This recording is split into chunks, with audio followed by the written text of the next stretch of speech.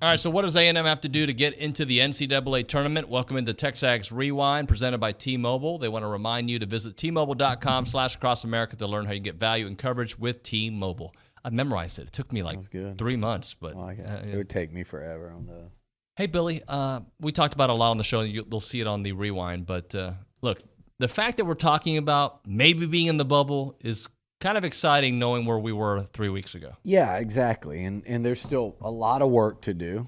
But look, I think it's clear right now that A&M's found their formula to be the best team they can be. Even going back to that 4-game winning streak, I think, which is crazy because they beat Arkansas, who's 13-4 in the league, and they had Kentucky down to the final minute. I still think they're playing their best ball of the season right now in these last 5 games. Mm-hmm. I think they're playing their best basketball of the season. And if they can keep that up, it is absolutely possible that they can win, say, 3 in a row against the likes of Mississippi State, maybe LSU, maybe Tennessee, maybe Arkansas again. It's absolutely possible. Look at those teams we just mentioned. Tennessee handled them pretty good down the stretch, but they took the lead in the midway through the second half at Tennessee when they were saddled with this long losing streak. They beat Arkansas once, took them to overtime in Fayetteville. So there's opportunity there. If A&M keeps playing this kind of basketball, anything's possible for them. All right, on the show today, we did talk about that victory over Alabama. By the way, football beat Alabama, basketball beats Alabama. We've got Liucci on the Demond Demas situation. We talked to Schloss about the Frisco Classic coming up, and much more from Billy on spring ball starting up here on Monday. All right, so you're getting 40 points a game from those two guys during this win streak. Buzz has figured something out. That's the way to go. You go with your vets. You let them push the way. You go with guys that can be ball dominant and can get to the rim. Both guys have been doing that. So the question now is, what do the Aggies have to do to have a legitimate shot entering the NCAA tournament? You can be a part of the conversation here, 979-693-1150, 979-693-1150. You can also text us on the A&B text line, 979-693-1150, 979-693-1150. A&B, a College Station branch of the Amarillo National Bank. Good Texas banking, the website, amb.com. We start the go hour with my buddy, Olin Buchanan. What an exciting night last night. It was. One of the things to point out about Quentin Jackson, the last 5 games, they've won 4 of the last 5. If I've got my numbers right, and I may not, but he's something like 38 of 41 at the free throw line. Yeah. Something along those lines. So not only can he get to the basket, but he can draw fouls and convert. And that's no small factor, especially when you consider that earlier in the year they were struggling at the free throw line, and it cost them in a couple of games. I think you hit the nail right on the head. Buzz, and I know I'm oversimplifying this, but Buzz just got to the point where he said some guys aren't producing, so let's make sure the ball is in the hands to the guys who are as much as possible. Quentin Jackson, Boots Radford, Henry Coleman. Let's get the ball in their hands as much as possible because they're our best players, our most productive guys. So let's get the ball in their hands and see what they can do. And, you're seeing A&M respond. Plus, overall, they're just playing like a team that is, fighting for its life. Yep. They are fighting for their lives. They still have some more to do. There's a lot more they have to do. But I think we can say this. They're playing in some kind of postseason now. If it's not the NIT, it's going to be the NCAA tournament. And to get into the NCAA tournament is going to be very difficult. It is. It starts with, I think you have to beat Mississippi State, obviously, this weekend. All right, Billy, yesterday, right after the show, the news came down. Demond Demas arrested, domestic abuse with his girlfriend. Terrible situation. Obviously, that we all feel that. He's away from the program, and you said yesterday you didn't expect him back. So just catch us up. Let us know what you know, some of the intel, and what it means moving forward. Look, first of all, saying let us know what you know. Unfortunately, we don't live in a world where we do that anymore, here or anywhere. And I think it's the right way to be because you don't. First of all, I think anytime it's proven that a athlete on this campus or a student strikes another, especially if it's a female, I think it should be almost like a zero tolerance policy. But you have to in today's day and age, and you have to let it go through Title IX. You have to let it go through the legal and judicial system. I think a suspension has to always be the first step before you can, you have to sit there and find out all the details. It's never acceptable, any kind of domestic violence, family violence, whatever they call it, legally. But with there being past incidents, now that one was, I guess, turned into more of a he said, she said thing.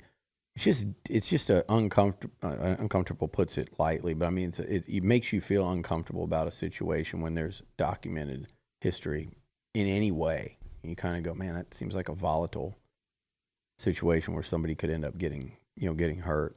The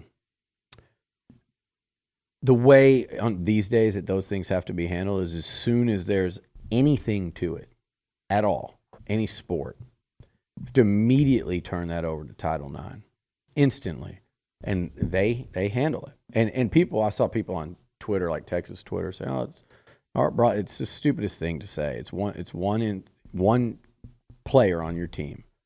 It's not a culture thing in the program. It's one player on your team that's been involved in something like this, and you turn it over to Title IX. You let them handle it because of what happened at places like Waco and elsewhere. You can't. That is the process. That's the something like that. Boom, Title IX. It's theirs, and it's almost like in some ways like the coaches even will get hamstrung because they can't talk about it. They can't, in some instances, can't discipline until there's been a verdict rendered. And sometimes I've even heard it in instances, I won't say which, where all the evidence kind of said the athlete should be able to play and they're not, and careers have been ended over it. And football or basketball or track, whatever sport, still don't have a say because what's done is done, and it's Title IX, and you can't. So there's a process to it, and I know it would seem to be as simple as hit a female, kicked out of school, kicked off the team. But this thing has to go through, and I mean, I think this is a conversation for us to have again after, everything is resolved, for not only the victim's sake, not only for, how it's handled by the university and the football program's sake, but also even for Demas's sake. Mm-hmm. I mean, so that we all know what something looks like, and you all read the police report, and everybody has their own, but you got to just let it go and play out. And my only hope is that what happens is what's right. What happens is what's right, and that it's handled the proper way, and the discipline is handed down in the proper way. And and if that end result is it's not beneficial for football, who cares? Yeah. Nobody does. Secondary. I think everybody realizes that. I read all the comments and things like that. But also, you have to let the process play its way out. Yeah. It's hard to talk about because you just don't know, and you don't want to throw. Look, if this ends up being, or Demond Demas is kicked out of school and kicked off the team, which I certainly think is well within the realm of possibility right now. Well, Washington State, I don't know a ton about them other than what I've been watching here in the last 24 hours. But you're playing a Pac-12 team on a Friday night, so you're going to see their number one pitcher. Of course, they're going to see ours. And I know they have a new coaching staff over the course of the last several years there, and trying to get things going. I've never been a part of a team that's played Washington State, so as I'm sitting here looking at them, they have some pretty athletic players, and pitching numbers are, at least from the starter, are pretty good, and a couple guys in the bullpen with big arms. They've only stolen 3 bases on the season, all of them by one player. but they have swung the bat pretty well at the top of the order where they in the games they played. So I think Iowa far and away will be the most talented team that we play in terms of physical bodies and athletes and arms. I mean, they're going to be a huge challenge. That's going to be a big night. I think that's always the biggest crowd up there. That's Iowa's very, very, very good program, a very underrated program. And then Wichita State, I haven't watched any video on them yet. Obviously, one of the most historic programs in the history of college baseball, and got a former major league manager and player as their coach, and so it should be fun. You mentioned Washington State. You're going to get their number one pitcher, and their starting pitching numbers have been pretty impressive. So have yours, and you might have two number one starting pitchers on your team right now. So I'm just curious, how impressed have you been with the early returns from your rotation? I've been pretty impressed. They've thrown a lot of strikes. They've pitched deep in the ball games. I think Nathan Detmer has been solid. I think you will see a better pitcher than what he's shown over the course of the year. I think he has incredible room for growth, and he has yet to put it all together. But that's starting. A pitcher. I always tell the pitchers, if a guy makes 10 starts, there's going to be 2 starts where you're unbelievable. There's going to be 2 starts where you're awful, and it just wasn't your day, and we got to get you out of there. And there's going to be the remaining 6 where you're just okay. And the guys, the 2 starts where you're amazing, you're going to win those more than likely. The 2 that you are bad, you're going to lose, and the 6 in the middle, that defines you as a pitcher. Can you keep your club in the game when you don't have all 3 pitches, or when it's cold, or when you're a little bit sick, whatever it is, and that's life. And so I don't think Detmer's had the 2 great ones yet, or that 20%. Micah Dallas, I think, has had 1, and Prager hasn't had 1 yet. I think both Detmer and Prager can be better than what they've shown, and I think the challenge for Dallas is to remain consistent, and that is, not overthrowing his fastball, letting that fastball sink, and sticking that breaking ball. That's what he's really good at. And Joe Lunardi yesterday said what? He said that you should consider them in the possibilities, right? However he worded it. But Something yeah, like I mean, look, I don't think anyone's sitting here saying A&M's body of work gets them into the tournament.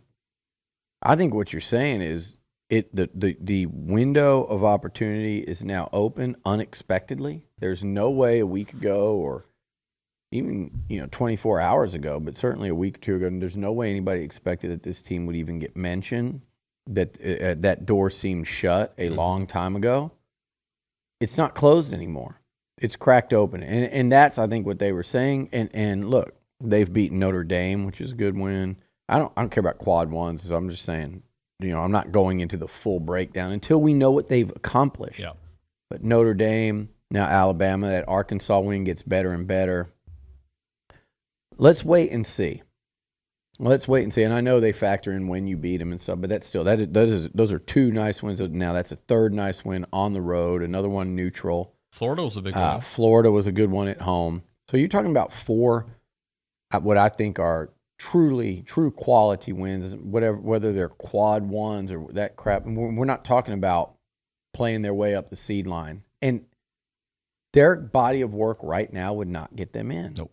So they've got work to do. I heard you guys talking, and Olin, I guess, has looked at the brackets, and if A&M beats Mississippi State, it's highly likely they would play State again.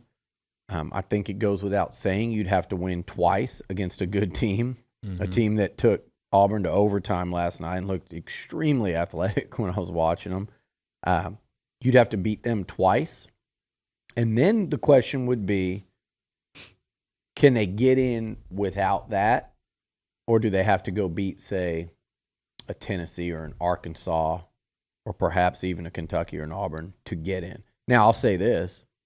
If they beat, let's say, Mississippi State twice and beat any one of those 4, I think they're in the NCAA tournament. I agree with you. And I don't think you'd have to sit there and worry and wonder. That would put you at, what are they? They're at 4 of 5 right now. That would be 2 over Mississippi State. That would be 6 out of 7. Another one would be 7 out of 8 and a significant win. And then let's say you would lose to one of those big dogs in the league in the semifinals, and you would end the season on a 7-2 kick with a road win at Bama, with a win over Florida, with 2 wins over Mississippi State, and then a win over, say, a Tennessee. You're in. And I don't care. Don't talk to me about other teams and brackets get, barring like carnage bracket busting, that would put A&M in the tournament. Now, I think the bigger question would be, would they have any chance at all of getting there if they went Mississippi State, and then a close loss to somebody really good in the league? Probably not. I saw your face. What? No, You went slow break. My answer is probably not, but that's when you factor in what happens with everything else. Right. Because what are they sitting at right now? 19 wins? 19 wins, yep. You're talking about them being at 21 and 11, and then drop one. I mean, I think they would be a bubble team, and they'd probably just miss, but that's where you don't know. That's when you have to start going, what's happening with the other bubble teams down the stretch? I'm not talking about the carnage that could happen. Carnage is bad for everybody. But what happens with those other bubble teams in conference tournament play? And some bubble teams in our conference. Yeah. And in the league. Yeah, because you'd essentially knock out Mississippi State by beating them twice. And then obviously Florida is on the brink too, and you beat them. So there's a lot in play. I happen to think, I think if they go 3-0 in their next 3 games, they're in the tournament. All right, just do me a favor. Why Watch are we it. doing it again? Oh, I don't know. We're just Watch it. Hit all the buttons. subscribe to it and tell your friends Dalton. about it. Can't hear. You're banging the table. Well, don't bang the table. Just watch it. Pop a shot, whatever. Oh, by the way, Pop a Shot tournament is It's gonna happen. Yeah. Can we play defense? No, David. I'm out. Just wear some loose fitting clothing because you're gonna have to This is shoot. big. That is. All right. We'll see you guys.